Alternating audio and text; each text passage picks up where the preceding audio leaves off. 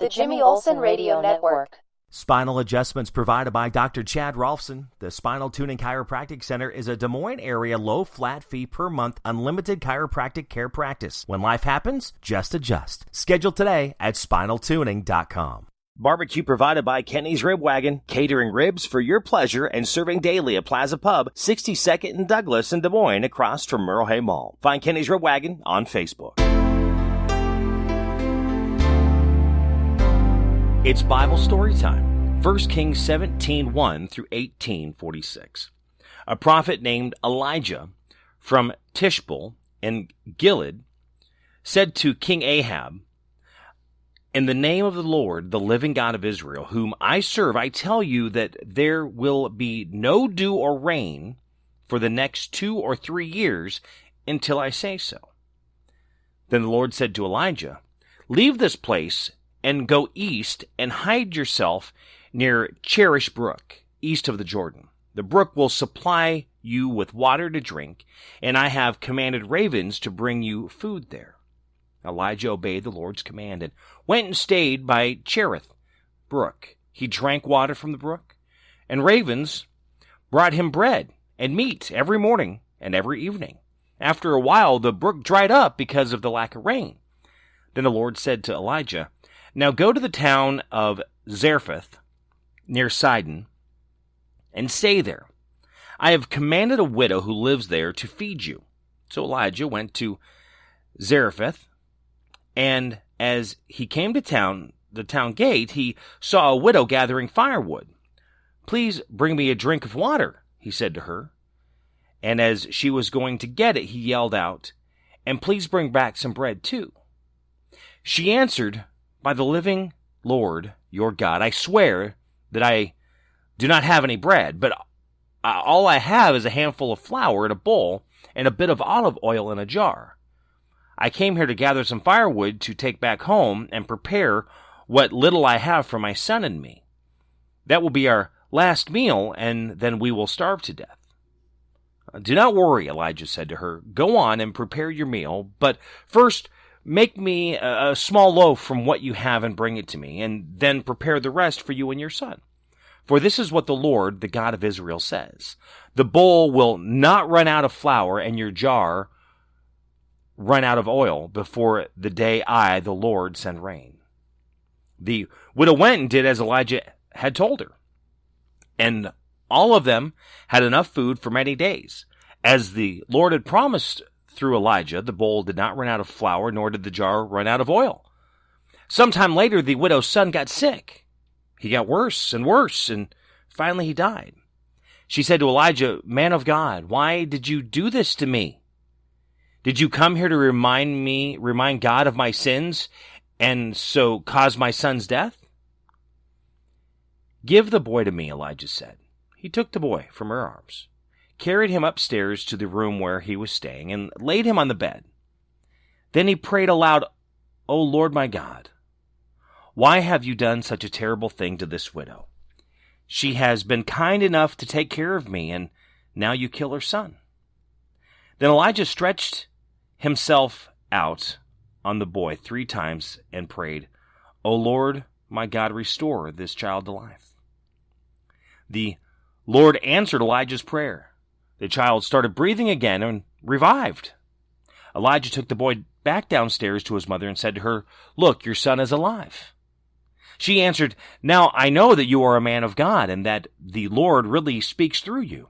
After some time, in the 3rd year of the drought, the Lord said to Elijah, "Go and present yourself to King Ahab, and I will send rain." So Elijah started out. The famine in Samaria was at its worst, so Ahab called in Obadiah, who was in charge of the palace. Obadiah was a devout worshiper of the Lord, and when Jezebel was killing the Lord's prophets, Obadiah took 100 of them, hid them in caves in 2 groups of 50, and provided them with food and water. Ahab said to Obadiah, "Let us go and look at every spring and every stream bed in the land to see if we can find enough grass to keep the horses and mules alive. Maybe we will not have to kill any of our animals." They agreed on which part of the land each one would explore, and set off in different directions. As Obadiah was on his way, he suddenly met Elijah. He recognized him, bowed low before him, and asked, "Is it really you, sir?" "Yes, I am Elijah," he answered. "Go and tell your master the king that I am here." Obadiah answered, "What have I done that you want to put me in danger of being killed by King Ahab? By the living Lord your God, I swear that the king has made a search for you in every country in the world. Whenever the ruler of that country reported that you were not in his country, Ahab will require that the ruler to swear that you could not be found. And now you want me to go and tell him that you are here? What if the Spirit of the Lord carries you off and to some unknown place as soon as I leave? Then when I tell Ahab that you are here and he cannot find you, he will put me to death. Remember that I have been a devout worshiper of the Lord ever since I was a boy. Haven't you heard that when Jezebel was killing the prophets of the Lord, I hid 100 of them in caves, in 2 groups of 50, and supplied them with food and water? So how can you order me to go and tell the king that you are here? He will kill me." Elijah answered, "By the living Lord Almighty, whom I serve, I promise that I will present myself to the king today." So Obadiah went to King Ahab and told him. And Ahab set off to meet Elijah. When Ahab saw him, he said, "So there you are, the worst troublemaker in Israel." "I'm not a troublemaker," Elijah answered. "You are.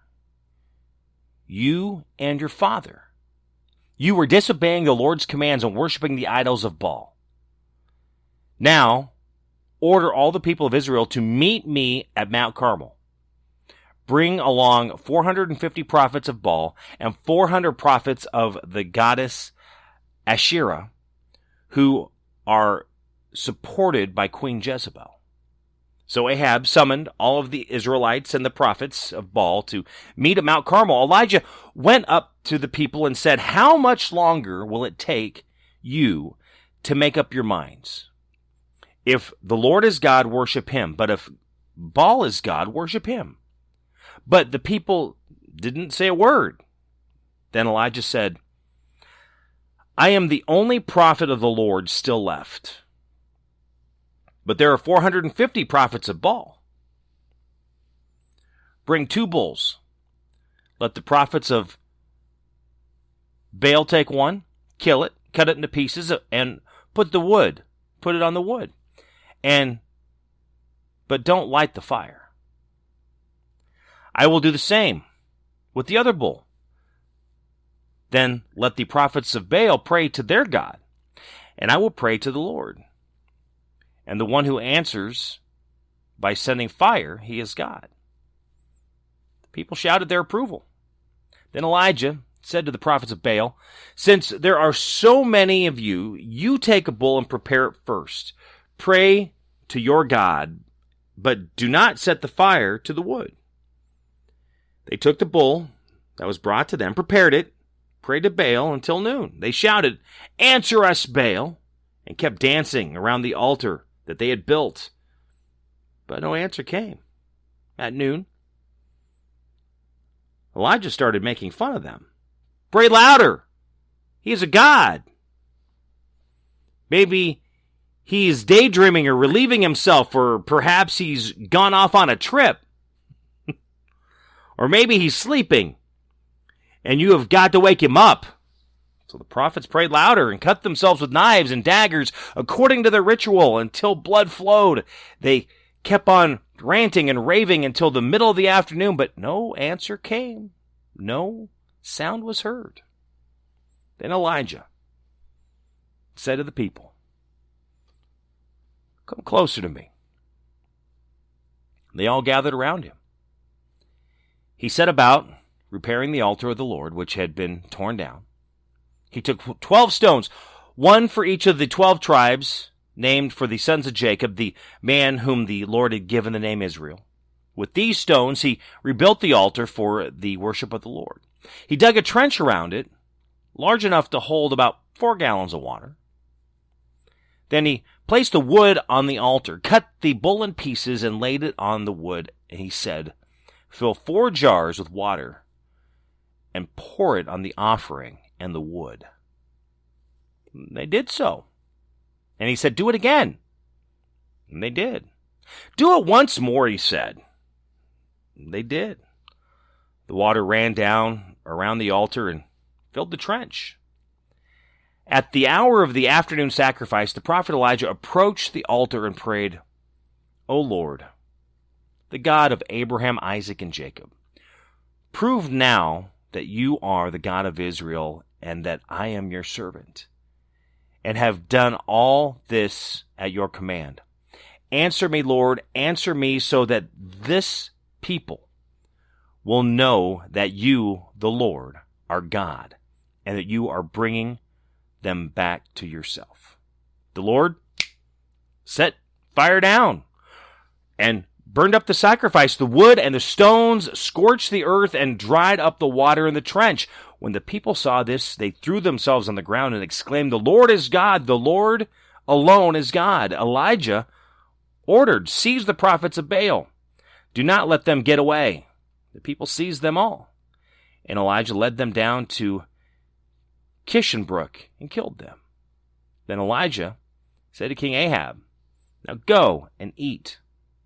I hear the roar of rain approaching."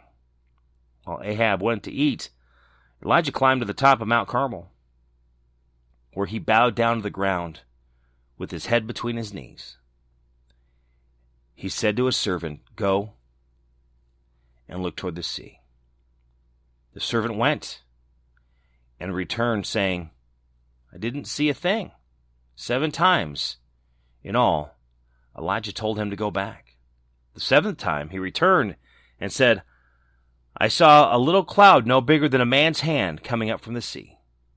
Elijah ordered his servant, "Go to King Ahab and tell him to get his chariot and go back home before the rain stops him." In a little while the sky was covered with dark clouds, and the wind began to blow, and heavy rain began to fall. Ahab got into his chariot and started back to Jezreel. The power of the Lord came on Elijah. He fastened his clothes tight around his waist and ran ahead of Ahab all the way to Jezreel. 1 Kings 17, 1, 18, 46. If you enjoyed this story, share it with others on social media. You can find me on social media as well. Just look up My Buddy Jimmy on YouTube as well at My Buddy Jimmy 101. The Jimmy Olsen Radio Network.